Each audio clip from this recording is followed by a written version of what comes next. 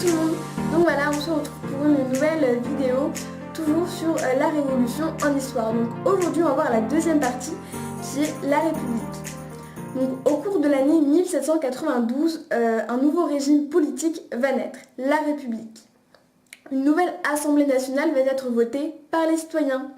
Elle se nommera la Convention et votera la fin de la monarchie et proclamera le 22 septembre la République.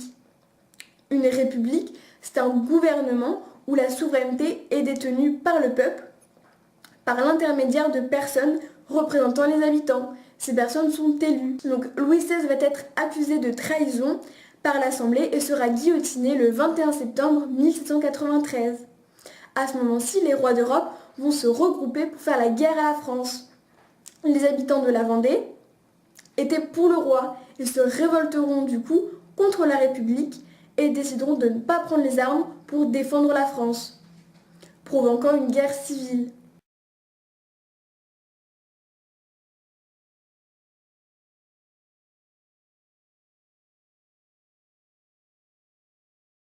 En septembre 1793, les sans-culottes parisiens feront arrêter les Girondins et donneront le pouvoir aux montagnards, ce qui ne fera que engendrer cette guerre civile qui existait déjà.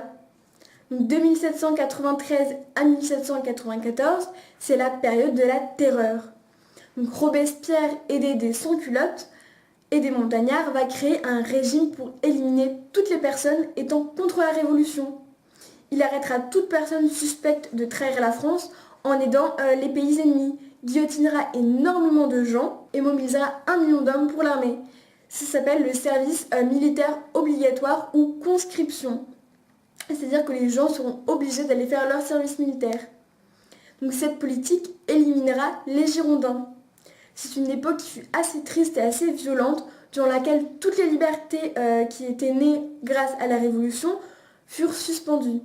Fin 1793, la République est sauvée. Enfin, les révoltes à l'intérieur de la France sont stoppées et les autres pays ennemis sont repoussés. En 1794, la terreur est donc stoppée et la Convention arrête Robespierre et l'exécute en juillet 1794.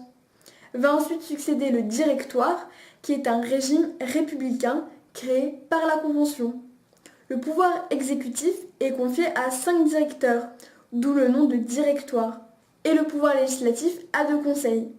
Mais ce régime renforce les inégalités et n'est pas du tout apprécié du peuple. Le général Napoléon Bonaparte, qui était déjà populaire à cette époque, va en profiter pour prendre le pouvoir par un coup d'État. Il met fin à la République le 9 novembre 1799 et crée le consulat.